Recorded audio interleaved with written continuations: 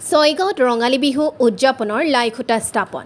স্থানীয় সমাজকৰ্মী বিশ্বজিৎ কলিতাই ছয়গাঁও মিনি ষ্টেডিয়ামত ৬৮ সংখ্যক ছয়গাঁও আঞ্চলিক ৰঙালী বিহু সন্মিলনৰ লাইখুটা স্থাপন কৰে। ছয়গাঁও আঞ্চলিক ৰঙালী বিহু সন্মিলনৰ উদ্যোগত ছয়গাঁও মিনি ষ্টেডিয়ামত অহা ১ বহাগ অৰ্থাৎ ১৪ এপ্ৰিলৰ পৰা তিনিদিনীয়াকৈ আগন্তুক ৰঙালী বিহু উদযাপন কৰিব। আজিৰ এই অনুষ্ঠানতে ছয়গাঁও আঞ্চলিক ৰঙালী বিহু সন্মিলনৰ লগত জড়িত জ্যেষ্ঠ নাগৰিক ৰুদ্ৰ কুমাৰ চৌধুৰী, লোহিত ঠাকুৰীয়া, বলেন চন্দ্ৰ মেধি আৰু মুকুল কলিতাক বিহু উদযাপন সমিতিয়ে সম্বৰ্ধনা জনায়।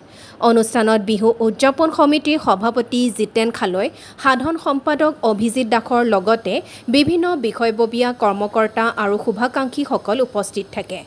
ছয়গাঁৱৰ পৰা লোহিত চন্দ্ৰ খালৈৰ প্ৰতিবেদন, অল আছাম নিউজ 30। আমি এইবাৰ ছয়গাঁও আঞ্চলিক ৰঙালী বিহুৰ ৬৮ সংখ্যক বিহু উদযাপন কৰিবলৈ আগবাঢ়িছোঁ। আমি ছয়গাঁৱৰ সমূহ ৰাইজে একত্ৰিত হৈ বিশ্বজিৎ দাস ডাঙৰীয়াক আগভাগ দি আমাৰ বলেন খুৰা, স্থানীয় ৰুদ্ৰ চৌধুৰী খুৰা, লোহিত ঠাকুৰীয়া খুৰা আৰু এই মুকুল কলিতা ডাঙৰীয়াৰ দ্বাৰা আমাৰ লাইখুটাটো স্থাপন কৰিলোঁ। আৰু আগন্তুক বিহুত আমাৰ এইবাৰ বিহুত যাতে আমি বিহু গীত মাতেৰে মুখৰিত কৰি তুলিব পাৰোঁ, তাৰ কাৰণে বৰ বিহুৱাক খ্যাত বিমান বৰুৱা ডাঙৰীয়াক আমি নিমন্ত্ৰণ জনাইছোঁ। আমাৰ ৬, ৭, ৮ এপ্ৰিলত তেখেতে বিহু নাম মানে বিহুগীতক বিহু নাম বুলি জনা যায়। বিহুগীত আমাৰ ইয়াতে অঞ্চলত কৰ্মশালা এটাৰ ব্যৱস্থা কৰিছোঁ ৬, ৭, ৮ এপ্ৰিলত। আমাৰ ইয়াৰে স্থানীয় যিবিলাক প্ৰতিষ্ঠিত লগতে শিকিবলৈ ইচ্ছুক ল'ৰা ছোৱালীয়ে ধুনীয়াকৈ বিহুগীত তেখেতৰ পৰা শিকি ল'ব পাৰিব। তাৰপিছতে ১ বহাগ ১৪ এপ্ৰিল তাৰিখে আমি ৰাতিপুৱা ১০টা বজাৰ পৰাই বিহুৰ যিমান স্থানীয় ছয়গাঁৱত আৰু ছয়গাঁৱত দাঁতিকাষৰীয়া অঞ্চলত যিমান বিহু দল আছে সকলোৰে দ্বাৰা মুকলি বিহু আমি প্ৰদৰ্শন চাবলৈ পাম। ছয়গাঁও আঞ্চলিক ৰঙালী বিহুৰ এই বিহুখন আমি মিনি ষ্টেডিয়াম খ্যাত পুৰণি আমাৰ হাইস্কুলৰ খেলপথাৰত অনুষ্ঠিত হ'ব। ২ বহাগ ১৫ এপ্ৰিলত আমি স্থানীয় যিমান প্ৰতিষ্ঠিত আৰু নতুনকৈ শিকি থকা নপুৰণি সকলোকে বিহু মঞ্চত বিহুগীত, আধুনিক গীত পৰিৱেশন কৰিবলৈ সুবিধা প্ৰদান কৰিম। সেইদিনা ৰাতিপুৱা 10টাৰ পৰা ৰাতিলৈকে আমি নানান ধৰণৰ গীত মাতেৰে আমি অতিবাহিত কৰিম। তাৰপিছতে 16 তাৰিখ ৩ বহাগত আমি মহিলাৰ ৰছী টনা খেল এখন আয়োজন কৰিছোঁ।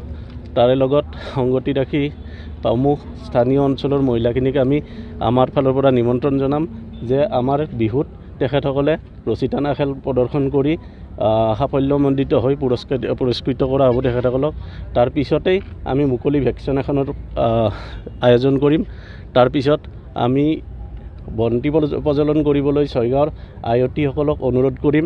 তেখেতসকলে মঞ্চ মুকলি কৰাৰ পিছতেই সেইদিনা মঞ্চ মুকলি অনুষ্ঠানটোত আমি মাণিক বৰদলৈ ডাঙৰীয়াক বিশেষভাৱে সক্ষম, তেখেতে চকুৰে দেখা নাপায় যদিও বহুত ধুনীয়া গীত মাত পৰিৱেশন কৰে। তেখেতে তৰাজ হাজবেণ্ড বুলি এখন চিনেমাত ৰীমা দাস ডাঙৰীয়ানীৰ চিনেমাত অংশগ্ৰহণ কৰিছিলে। তেখেতৰ দ্বাৰা আমি মঞ্চখন মুকলি কৰি ৰাতি এটা অন্যতম অসমৰ বিহু দলেৰে বিহুখন উপভোগ কৰিম। তাৰপিছতে কুমাৰ ভাৱেশ ডাঙৰীয়াই আমাৰ ইয়াতে গীত পৰিৱেশন কৰিব। তাৰপিছত পুলক নিশাচৰ বুলি গোৱালপৰীয়া সংস্কৃতিৰে আমাৰ গীত মাতেৰে হাস্যব্যংগ হাস্যৰে আমাৰ বিহুখনত উপভোগ কৰাত সহায় কৰিব। ইমানখিনি আমি এতিয়ালৈকে যুঁজা কৰিছোঁ, সকলোৰে আমি সহায় সহযোগিতা বিচাৰিছোঁ। বিহু বুলিলেতো অসমীয়া জাতিৰ বিহুৱে আয়ুস ৰেখা হয়। এয়া ছয়গাঁও আঞ্চলিক ৰঙালী বিহুৰ ৬৮ সংখ্যক। কিন্তু বিহু আমি জাতিৰ জন্মলগ্নৰ পৰাই বিহু চলি আছে।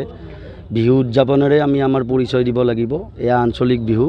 আজিৰ তাৰিখত গাঁৱে ভূঞে সকলোতে বিহু হয়, কিন্তু এই যিখন উদযাপন কমিটিয়ে আঞ্চলিক বিহু হিচাপে ইয়াত যেনেকৈ আমাৰ সামাজিক দায়িত্ব থকা ছয়গাঁও সমাজখনক গুৰি ধৰি ৰখা আগবাঢ়ি আহিছে। আজি লাইখুটা স্থাপনত ৰুদ্ৰ খুৰা তেখেতসকলে বোধহয় ৬৮ সংখ্যক যদি আৰম্ভণিৰ পৰা ইয়াতে জড়িত থাকিব লাগে, তো এই বিষয়টোক মই সন্মান জনাইছোঁ। আজিৰ তাৰিখতো তেখেতে এনে বয়সতো আহি সামাজিক দায়িত্ব ৰাখি যেনেকৈ নিজক আগুৱাই আনিছে সেই কথাটো আমি সকলোৱে বুজিব লাগে।